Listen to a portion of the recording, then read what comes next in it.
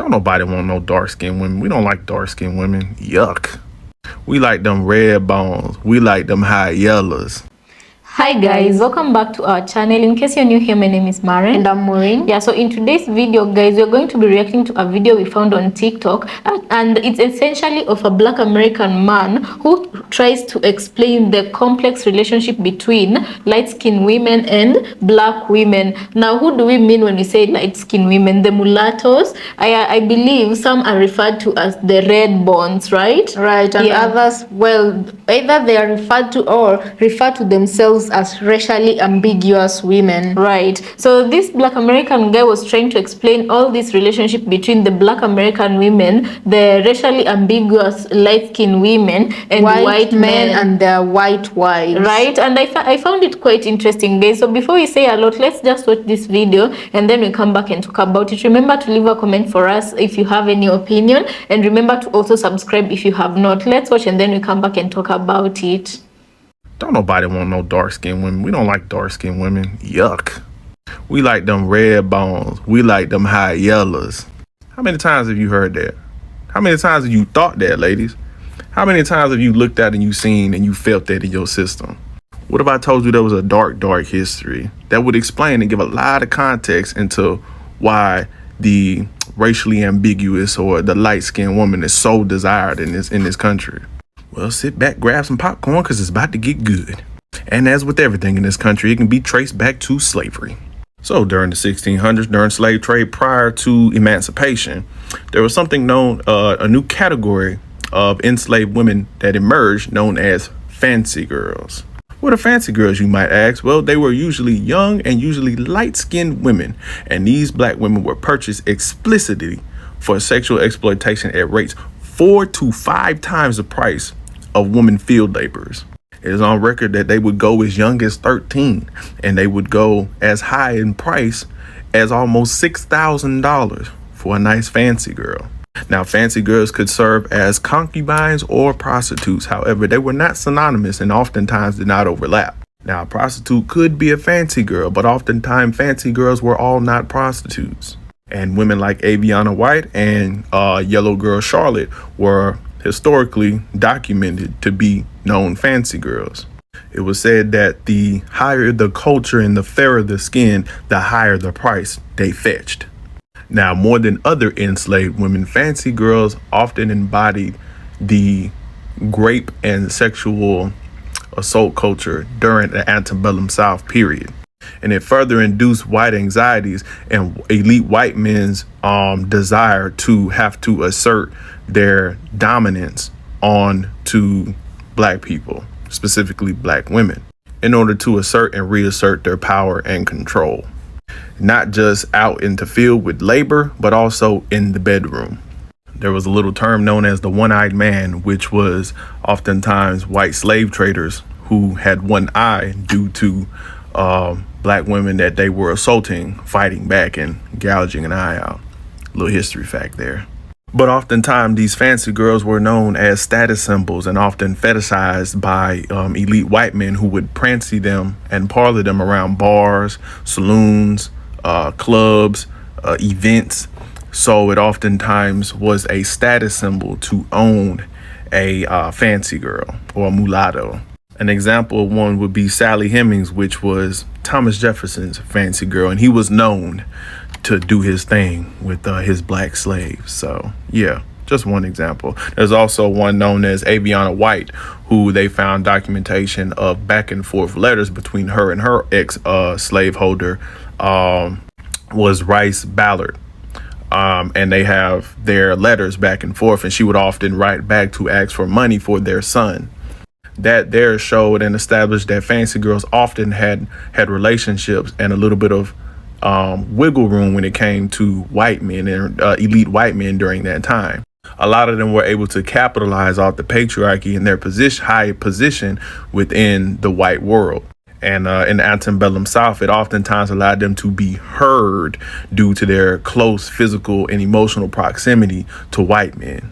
And that allowed them to get things and allowed them to often communicate their desires or even their fears and even have those things acted upon by said white men. So I guess you could say they was using that little cooch to get things during that time. I mean, do what you got to do.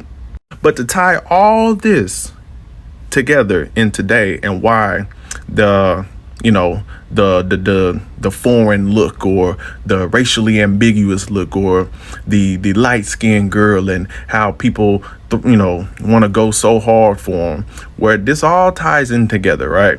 I'm about to explain. So as elite white men pranced their little fancy girls around, it gave a higher desire and fetish symbol attached to them to lower class white men. And that's why lower class white men would go and assault and do what they would do to black women during that time period. You have black men wanting them due to the fact that they see that the status symbol behind the fairer skin, light skinned woman, and the trickle down effect of white men desiring them trickle down to black men wanting to desire them. Once again, a status symbol.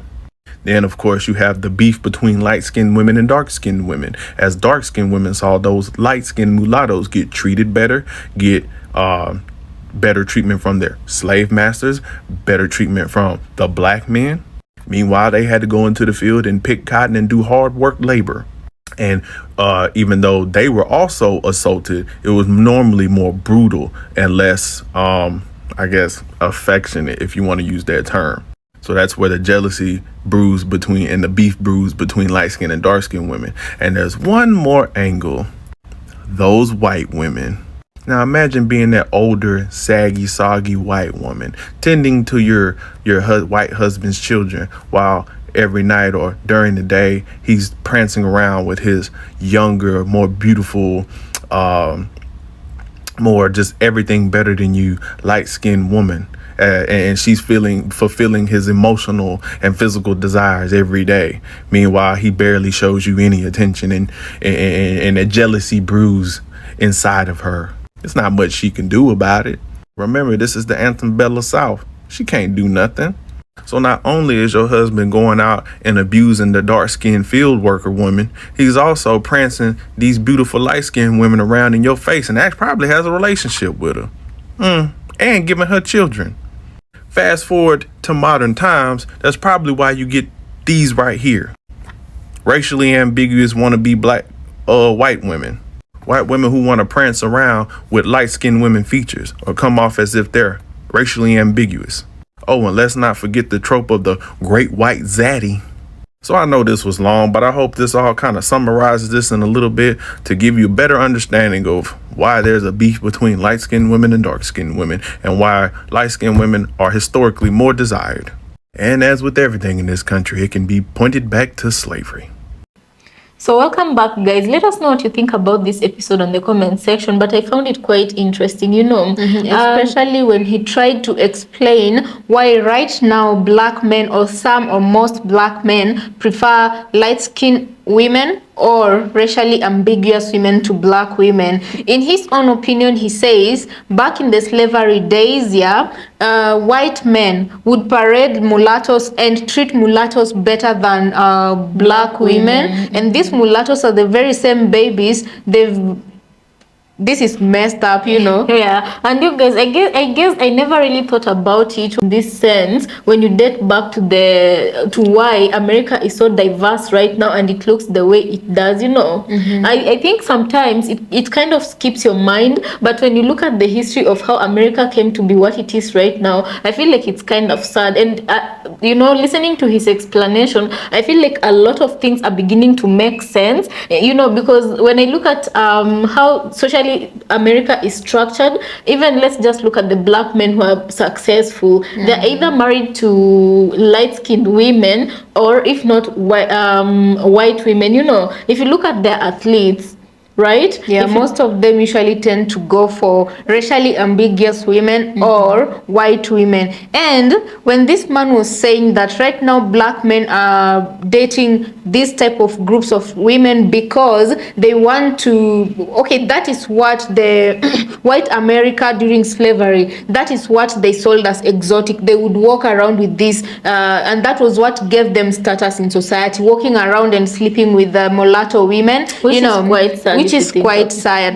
And this, I can't help but also remember what Dr. Umar usually says. In his own words, he usually compared the men who date white women or racially ambiguous women as to men who want to be adjacent to power. And since the American society has sold, it has sold white supremacy to be like, you know, like you get ahead if you're a white person, you know. So black men, in Dr. Umar's view, he says the black men who date white women, they usually date them because they want to be closer to that power that has been sold to the other validation. Yes, they want to be validated by dating white women. But you guys, let us know what you think about this. And you know, another thing also, there was a time we were watching this reality show from the US called this one, the one that Dupree used to scout children and then brings them to a show, Rap Game. The Rap Game. The Rap Game. We used to watch Rap Game, and in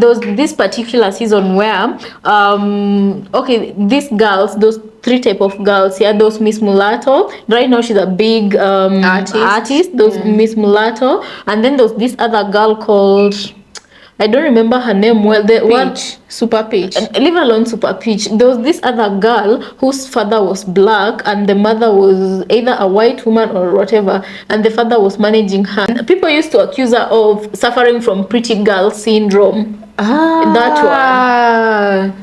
I just can't remember her name. The rich one who had no talent, but exactly, because her sister was successful in the industry, and then because also the dad was in kind of managing, was in the music industry. Yeah, so this girl, she had no talent whatsoever. At least that's according to my own opinion and others who felt the same way. But this girl, she felt like she could get ahead in life. She was a biracial girl, but she was more, should we say, she was more white looking. Yeah, well, not white passing because her hair was a bit, but she was light.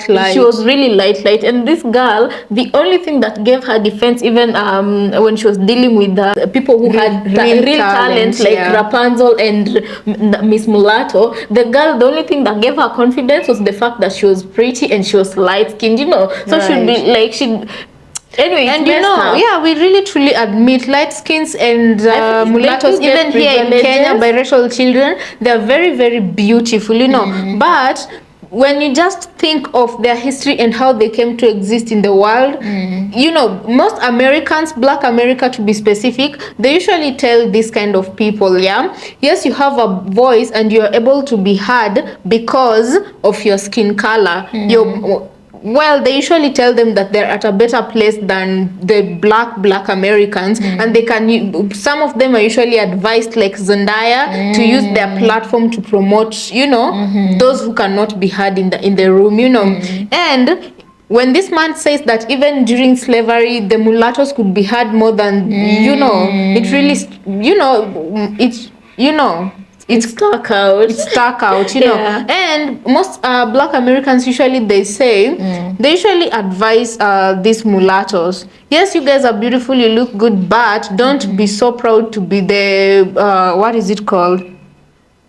Well, don't be so proud to be in that group, because just the mere fact of how you came about was through a very violent existence, and mostly it was being carried out to the dark-skinned Americans, you know. So they shouldn't be so quick to put their chest out and brag about how light they are, and, you know, discriminate the black Americans. Yeah, but then I noticed that thing where you find that biracial, especially when it comes to women, ladies, I feel like whenever they're arguing with black Americans, they have to pull a card, you know. Yeah, like, my hair's better than yours. I've seen that thing, by the way. I've seen it. They move around like they're better than Black Americans. Yes, you know? And if it's not the hair, they'll be like, well, you're just jealous I'm lighter than you. Yeah, you know? And I'm like, that should be irrelevant when you're dealing with somebody. Why do you have to bring that point up? You know, it's because they've been made to believe they're above the black and even American the way they are women. treated, because even in Hollywood they're typecasting people. Right now I'm seeing a lot of movies that are coming out, representation of black women is not what you'd really call representation, because here in Africa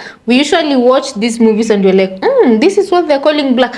You guys know, joke, man, like, if biracial kids come to Africa, let me talk of Kenya because we are from Kenya. If biracial kids, the types of Meghan Markle, if they come to Kenya, they are Muzungus. They'll be referred to as white people, Muzungus, because they'll in be Africa referred to no as one white, really white looks people. Exactly, because in Africa no one really looks like them, and when they're in Africa They're white. They're really white because we ourselves are dark, and that is what the locals in Africa refer them to. Yeah, you know, as Muzungus. Yeah, so the likes of Meghan Markle, even this Gina Torres, she'd be a Mzungu. Yeah, it's not like guys, and you know, I'm just saying, like, the representation in Hollywood right now, what we see in Africa, only that we know better, but for the generation that's growing up watching that stuff, Netflix and all, they'll think black people are look like supposed Zendaya, to look like right? Zendaya and not like Maureen or Maren, right? You know, because that is what Hollywood, Disney, Is they pushing. constantly push that narrative, of which it just reminds me how